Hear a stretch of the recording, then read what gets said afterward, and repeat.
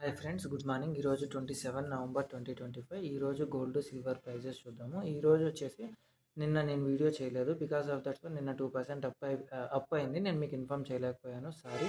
ఈరోజు యాక్చువల్గా నిన్నటికి ఈ రోజుకి 1.5%, 0.15% తగ్గడం జరిగింది. Because of that 24 carat gold అనేది 12,784, 22 క్యారెట్ 11,710 రూపీస్, 18 క్యారెట్ 9,588, సిల్వర్ 180 రూపీస్గా ఉంది. అంతేకాకుండా ఈరోజు అడిషనల్ టాపిక్‌లో మనకి వేస్టేజ్ అనేది ఎలాగుంటది, మేకింగ్ చార్జెస్ అనేది ఎలాగుంటది, తర్వాత దీన్ని డిఫరెంట్ షాపులలో ఎలాగ పిలుస్తారనేది చూద్దాము. ఇప్పుడు మనం నార్మల్ షాప్‌లోకొస్తే వేస్టేజ్ అనే పిలుస్తారు. అదే మనం పెద్ద షాప్‌లోకెళ్ళామనుకోండి, అప్పుడు దీన్ని వాల్యూ అడిషన్ వీఏ అని అంటారు.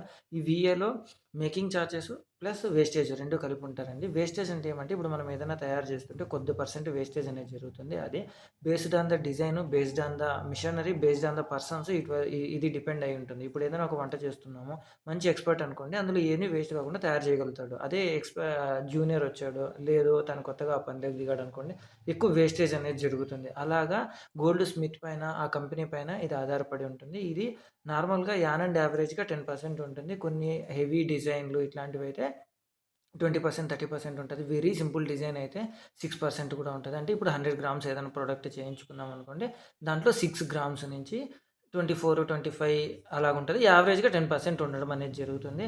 ఇది యాక్చువల్‌గా చేసే పర్సన్‌ని బట్టి డిపెండ్ అయి ఉంటుంది. ఇప్పుడు చేసే పర్సన్ పైన అది ఆధారపడి ఉంటుందండి. Thank you.